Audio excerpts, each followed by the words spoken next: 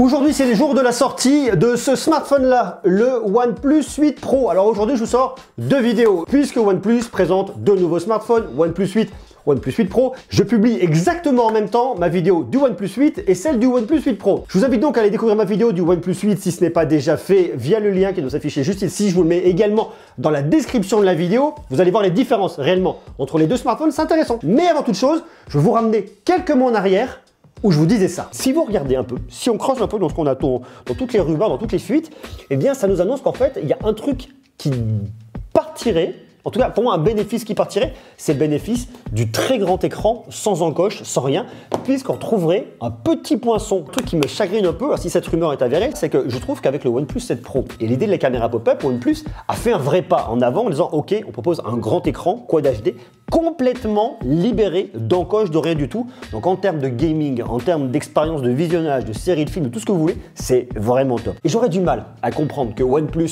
en 2020 revienne en arrière, juste du point de vue esthétisme. Et force est de constater que c'est ce qui s'est passé. OnePlus a donc sorti un nouveau smartphone, un OnePlus 8 Pro, qui a cette petite caméra planquée dans le poinçon, et j'aime moins. Je vais commencer par là, comme ça on va clarifier la situation.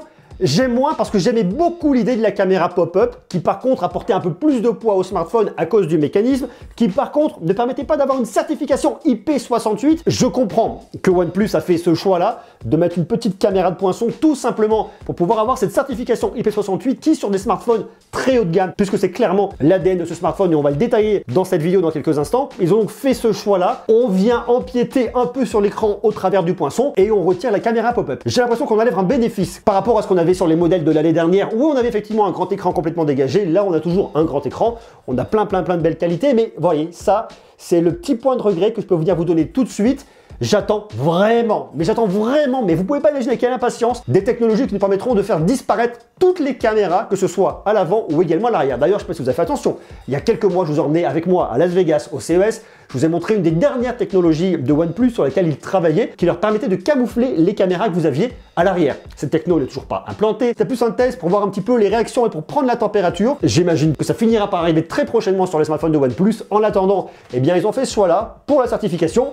Je ne peux pas leur reprocher, je trouve ça un peu moins bien en termes d'expérience par rapport à ce qu'on avait au OnePlus 7 Pro. On prend cette page, on la referme, et maintenant je vais vous détailler tous les points positifs et vous dire exactement comment est ce smartphone et qu'est-ce qu'il peut bien vous apporter. Bon, je vous rassure quand même, hein, moi je le trouve vraiment bien. Et je suis très pointilleux parce que je vois passer beaucoup de smartphones et que j'avais trouvé ça vraiment bien. Mais rassurez-vous, si vous voulez acheter ce smartphone, ça, vous allez l'oublier très rapidement. Et on est de toute façon en 2020, beaucoup de constructeurs ont fait ce choix-là, donc c'est pas déconnant. Moi, il y a un truc qui m'a tout de suite sauté aux yeux sur ce smartphone, en tout cas sur la boîte, c'est ça là, regardez, Android.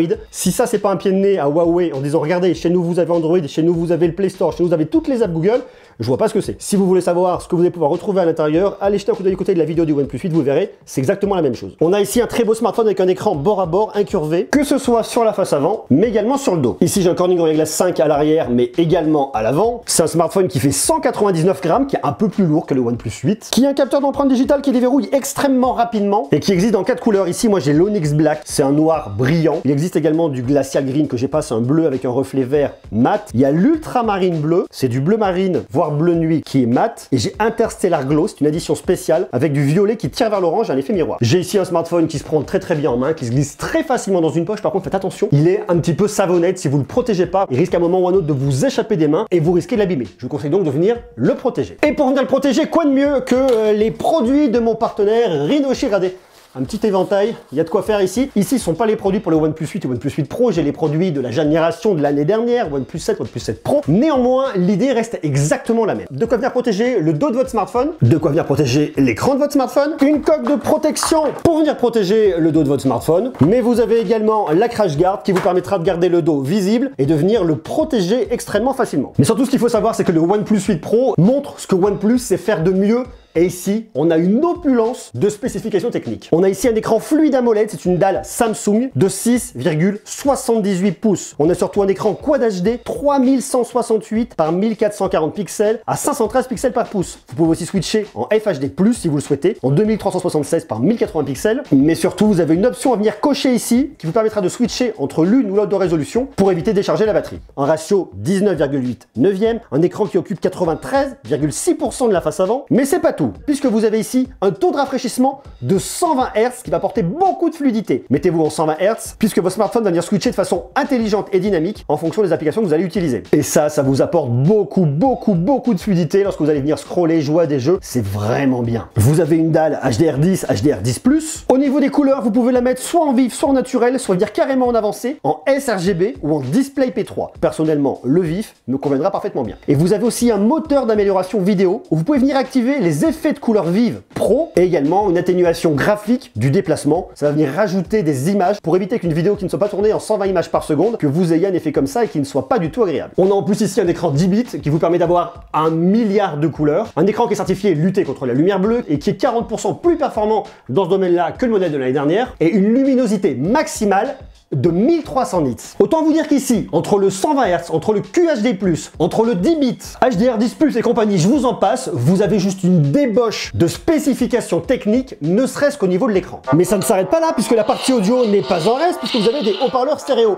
Un haut-parleur là, un deuxième haut-parleur là, qui vous permet d'apporter beaucoup en termes d'expérience, notamment grâce à une bonne spatialisation, et en termes d'expérience multimédia sur un smartphone, c'est vraiment bien. Comme sur OnePlus 8, vous avez du son Dolby Atmos, soit en dynamique, qui va venir choisir le meilleur paramètre pour vous, soit en version film, soit en version musique. Et dans tous les cas, ça vient vraiment améliorer significativement l'expérience audio sur votre smartphone. Mais ça ne s'arrête pas là, puisque vous avez un petit micro qui est planqué ici, ce qui permet ce qu'on appelle l'audio zoom. C'est un zoom numérique audio directif. Ça vous apportera une meilleure expérience audio lorsque vous allez venir filmer, vous allez être très directif, vraiment shooter ce qu'il y a devant vous. C'est un peu l'idée d'un micro canon sans l'être réellement. Mais ça ne s'arrête pas là. Vous avez de l'audio 3D et si vous voulez écouter avec un casque, puisque vous n'avez pas de prise jack là-dessus, vous pouvez prendre un casque Bluetooth. Vous avez du Bluetooth 5.1 et ce smartphone supporte les codecs aptX, aptX HD, LDAC et AC. Autant dire que vous avez de quoi faire. Donc la partie multimédia grâce à l'écran et grâce à l'audio est juste top. Elle est très bien pour visionner, pour naviguer, pour les réseaux sociaux, mais également pour jouer. L'expérience audio est vraiment bien. Vous avez 12 ça canarde de la droite ou de la gauche. On a quelque chose qui est très fluide grâce aux 100 Hz. Autant dire que l'expérience en termes de gaming,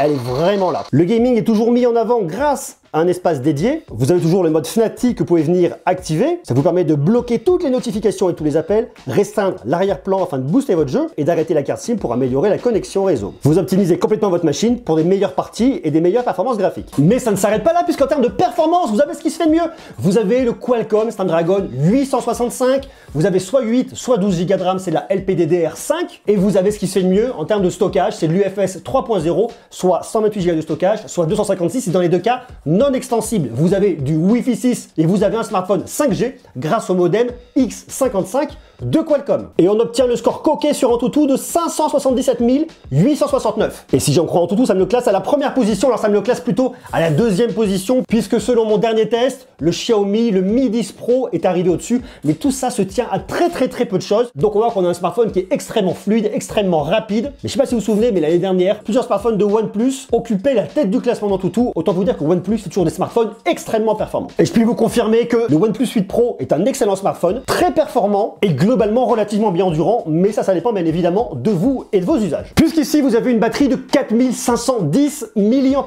Vous avez bien évidemment de la Warp Charge 30T qui vous permettra de le recharger de 0 à 50% en seulement 23 minutes. Jusqu'à présent, OnePlus disait non, pas de recharge sans fil, c'est pas assez rapide, c'est pas assez performant. Et là, ils ont sorti ça. Ça, c'est la Warp Charge 30 sans fil de OnePlus. C'est une recharge sans fil 30 watts. Vous avez votre base pour venir poser votre smartphone. Vous avez votre bloc de charge. Vous prenez votre smartphone, vous le posez sur sa socle de recharge et il va se charger de 0 à 50% en seulement 30 minutes. Maintenant, il y a un truc à savoir, c'est que derrière, vous avez un petit ventilateur et qui, si vous le mettez à côté de votre lit le soir pour le recharger, peut faire un peu de bruit. Regardez, je vous mets ça à côté. Écoutez. Bon, ça reste très discret, mais ça ne s'arrête pas là puisque vous avez ici de la charge inversée 5 watts. Vous avez juste à venir l'activer et vous pouvez venir recharger tous vos appareils sans fil très facilement. On peut donc imaginer des écouteurs OnePlus à recharger sans fil. Là, OnePlus vient rattraper son retard, mais ils le font avec des technos qui sont rapides, donc ils le font en entrant par la grande porte. Ici, on tourne sur Oxygen OS 10, basé sur un Android 10. Vous avez beaucoup de possibilités, beaucoup d'options, notamment pour venir personnaliser votre smartphone. Je vous l'ai déjà montré dans mon test du OnePlus 8. Je vous invite à aller jeter un petit coup d'œil, comme ça vous saurez tout. On a également une opulence au niveau de la partie photo. Vous allez retrouver en haut ici un ultra grand angle. C'est un 48 mégapixels qui ouvrira f2.2, c'est la Sony MX 586. Ce qui vous sert ici pour l'ultra grand angle vous sert en capteur principal sur le OnePlus 8. Vous avez un champ de vision de 119,7 degrés pour être très précis. On ouvre ici à f2.2 et cette caméra ultra grand angle vous sert également à faire de la macro puisque vous avez un petit moteur intégré à l'intérieur qui permettra de faire des photos en macro jusqu'à 2,5 cm. Ce qui veut dire que vous avez ici pas un capteur de 2 mégapixels comme sur le OnePlus 8, vous avez ici un capteur de 48 mégapixels pour venir faire des photos en macro. Je vous montre le résultat dans quelques instants. Autant vous le dire dès maintenant, c'est tout autre chose. Vous avez en dessous votre caméra principale, c'est la 48 mégapixels. Ici, on a une Sony IMX 689, un objectif qui ouvre à f1.78. On a de la stabilisation optique, mais également électronique. Un pixel qui fait 1,12 micromètres et qui vous permettra de faire des photos en 12 mégapixels grâce à la technologie 4 pixels en 1 qui vous apportera plus de luminosité. Ici, planqué sur le côté, vous avez un téléobjectif. C'est une caméra de 8 mégapixels qui ouvre à f2.44, qui a une stabilisation optique, un zoom optique x3,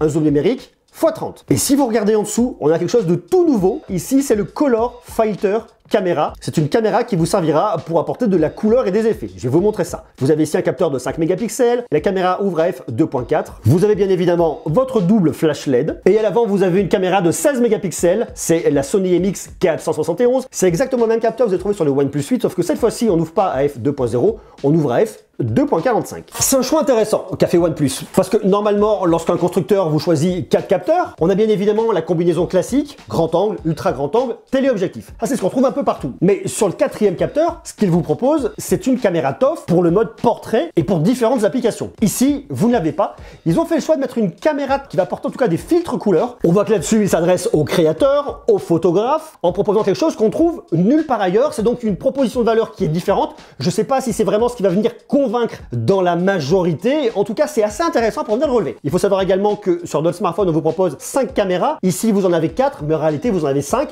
puisque l'ultra grand angle joue le rôle de macro. Donc mieux vaut avoir un ultra grand angle avec un petit moteur intégré qui vous permet de faire de la macro grâce à une caméra 48 mégapixels que de la macro avec un capteur de 2 mégapixels comme on peut le trouver ailleurs, mais également sur le OnePlus 8. D'un point de vue logiciel, on a un truc qui est aussi vraiment bien pensé de la part OnePlus. Je vous l'ai montré sur le OnePlus 8, mais vous pouvez ici venir switcher entre le 12 mégapixels et le 48 mégapixels en appuyant dessus. Ça, c'est très très bien. Sachez quand même que le 12 mégapixels va vous permettre de capter beaucoup plus de lumière grâce à la techno 4 pixels en 1. Donc je vous conseille quand même de venir dessus. Vous appuyez sur la petite rose là, tac, vous passez sur l'ultra grand angle et vous activez le mode macro. Quand vous êtes là, vous pouvez choisir ici l'ultra grand angle, la caméra principale, et là vous venez zoomer x3 optique. Et vous pouvez monter jusqu'en x30. Je vais vous montrer le résultat de photo dans quelques instants. Et vous avez une nouveauté, cette fois-ci d'un point de vue logiciel, c'est le petit bouton paramètres. Et vous avez tous vos paramètres, c'est facile à régler. Et si maintenant vous voulez utiliser la Color Fighter caméra, vous venez cliquer ici. Vous avez en tout 5 possibilités. Le premier, vous n'utilisez aucune couleur. Le deuxième, vous utilisez une couleur mate. Le troisième, une couleur vive. Le quatrième, noir et blanc. Et le cinquième,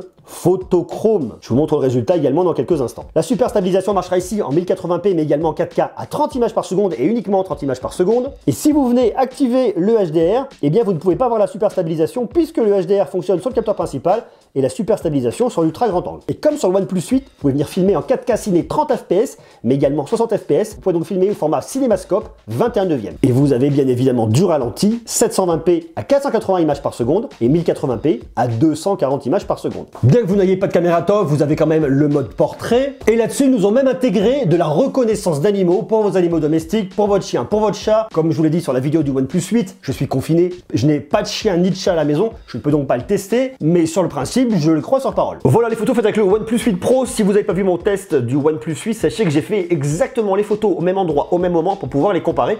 Et vous allez voir qu'avec le OnePlus 8 Pro, c'est quand même toute autre chose et ça me paraît relativement normal vu que c'est un modèle professionnel. Alors là, on est sur le capteur principal. On a une très belle gestion de la plage dynamique. On voit bien les nuages derrière, rien n'est noir en bas. La couleur au niveau des fleurs est bien, bonne gestion de la lumière, bon détail de tous les côtés, ça je trouve ça vraiment bien. On a une légère différence de saturation sur l'ultra grand angle. Les photos sur les caméras principales vont être légèrement plus saturées que sur l'ultra grand angle, mais c'est pas extrêmement flagrant. On a quand même une belle préservation de la colorimétrie, donc ça c'est vraiment bien. Très bonne gestion également de la plage dynamique. On se rapproche ensuite sur le zoom x3. Ici on a un téléobjectif, le résultat est vraiment bien. Le x5 c'est un peu moyen, le x10 n'en parlons pas, et alors là le x30, voilà, c'est la débandade de bruit. Capteur principal, ultra grand angle. Je trouve que OnePlus a vraiment fait un bon boulot pour la gestion des couleurs lorsque vous allez changer d'objectif. Il y a une différence quand vous arrivez sur le téléobjectif. Néanmoins, la qualité est vraiment là. On a bien le détail au niveau des feuilles. Les couleurs sont bien, la gestion des lumières est vraiment bonne. Lorsqu'on se rapproche en x10, eh bien forcément, on va récupérer du bruit. Et en x30, voilà, c'est pas ouf. Caméra principale, ultra grand angle. On voit bien la différence de saturation sur ces feuilles vertes. x3, x10 et x30. Caméra principale, ultra grand angle. Les photos du x10 sont pas ouf par rapport à ce qu'on peut trouver sur d'autres smartphones. Ici, on récupère quand même pas mal de bruit. Et ensuite, le x30, bon voilà, c'est pour avoir un peu l'effet waouh, mais au-delà de ça, pas grand-chose. Caméra principale et ultra grand angle. Alors, je vous avais dit, si vous avez regardé ma vidéo test du OnePlus 8, de venir comparer cette photo d'ultra grand angle à la même photo prise exactement au même endroit, au même moment, avec le OnePlus 8. Et on voit qu'ici, on a une bien meilleure gestion sur le modèle professionnel au niveau de la plage dynamique. On se rapproche ensuite avec le x10 et sur le x30, je fais les mêmes réflexions. Et là, on arrive sur le mode macro. Alors là, la macro, c'est vraiment autre chose. Pourquoi? Parce qu'on n'est pas sur un capteur de 2 mégapixels, on est sur un capteur de 48 mégapixels. Là, pour le coup, de la macro devient vraiment intéressante. Vous voyez bien ici les détails. La qualité est vraiment meilleure par rapport à l'autre. Bon, là, je l'ai un peu loupé, ça c'est de ma faute. On a vraiment beaucoup plus de détails. C'est vraiment beaucoup plus beau. Et là, sur cette photo, tout de suite, c'est beaucoup mieux. On a des couleurs qui sont beaucoup plus pétantes. On a beaucoup plus de détails. Et c'est vraiment joli. Je vous laisse apprécier, je me rapproche, même sur des roses comme ça, c'est vraiment bien, une bonne gestion de la lumière aussi. On a beaucoup plus de détails. La difficulté maintenant, c'est de savoir vous placer à la bonne distance pour sortir des belles photos au niveau de la macro. Mais dans l'ensemble, moi là-dessus, la macro sert à quelque chose. La caméra de selfie fait aussi un bon boulot. Le mode portrait est pas mal, mais pas complètement ouf. Sur la caméra principale et sur l'ultra grand angle, ça va, mais on a un problème ici au niveau de la gestion des hautes lumières qu'on retrouve sur mon front. Et ici aussi au niveau de la main. Mais le détourage dans l'ensemble est quand même plutôt bon. On va regarder maintenant le résultat avec cette nouvelle caméra Color, ce nouveau capteur. Ça, c'est la première photo qui est prise avec cette caméra-là, mais sans absolument aucun filtre. Bon, somme toute assez classique, ça marche. On va appliquer le tout premier filtre. Moi, j'aime bien ce filtre, ce côté un petit peu vintage. On va continuer avec un côté vif qui va vraiment venir saturer. Why not? Le noir et blanc si on veut. Et ça, tout de suite, c'est un peu plus bizarre. Mais bon, on peut faire des effets, pourquoi pas. Voilà les conditions dans lesquelles j'ai filmé au niveau de la photo de nuit. J'ai filmé avec mon GH5, je n'ai mis absolument aucune colorimétrie, aucun LUT, c'est flat de chez flat, vous vous rendez bien compte qu'on ne voit globalement pas grand chose. Et voilà le résultat avec le OnePlus 8 Pro. Mais bon, voilà, moi ça ne m'épate pas des masses, je trouve que le rendu est pas génial, on voit, mais il y a beaucoup de bruit, c'est normal, c'est la nuit. Une deuxième photo prise avec le même capteur, voilà, ça me transcende pas. L'ultra grand angle, ça rajoute beaucoup de bruit, c'est meilleur que sur le OnePlus 8, mais c'est pas dingue. Je prends les photos maintenant de l'autre côté, il y a beaucoup de bruit. Pour moi, la photo nuit, que ce soit sur l'ultra grand angle ou sur la caméra principale, eh bien je dirais que c'est pas satisfaisant. RAM boost, Snapdragon 865, 8/12 Go de RAM, un écran 120 Hz, 1 milliard de couleurs, haut-parleur stéréo. Je crois qu'en termes d'expérience de gaming, on a là-dessus vraiment ce qui va bien. Et quand je vous parle de gaming, c'est toujours l'utilisateur le plus exigeant. Donc ça veut dire que tous les autres usages que vous allez avoir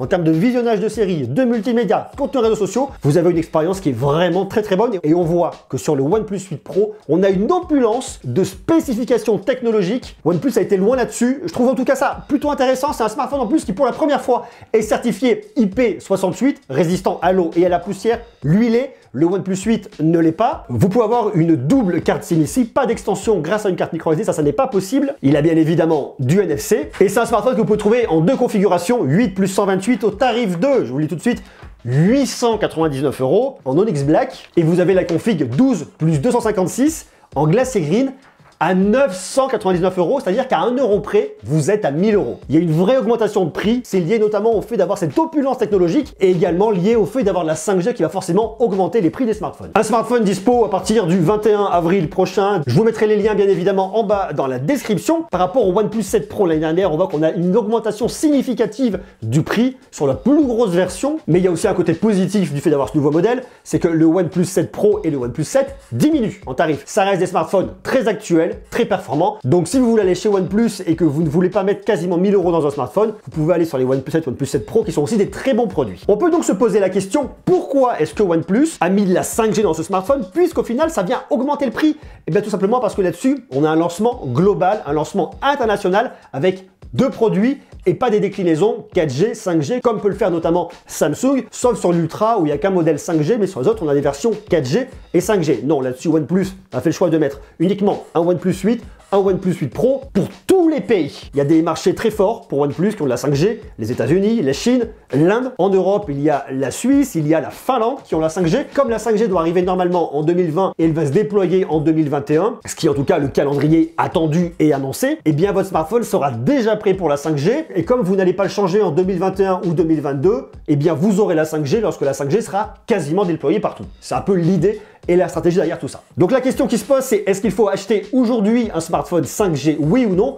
Mais ça, je vous en parle dans une prochaine vidéo. Donc je vous invite à vous abonner aujourd'hui si ce n'est pas déjà le cas. En tout cas, je trouve que OnePlus a fait du bon boulot sur ce smartphone-là. Il y a une vraie débauche technologique. On a un très bon produit qui est adapté à beaucoup d'usages. Certes, le tarif est assez élevé par rapport à ce qu'on avait avant, mais si on regarde à la concurrence à technologie identique ou sensiblement identique, eh bien c'est très cohérent. À vous de me dire maintenant, vous, ce que vous en pensez en bas en commentaire. Moi, en tout cas, je suis convaincu. Et qu'en est-il pour vous? Sur ce, je vous embrasse. Je vous donne rendez-vous dès demain parce qu'on va continuer à parler tech. Il y a plein de belles choses qui arrivent. Croyez-moi. À bientôt. Ciao.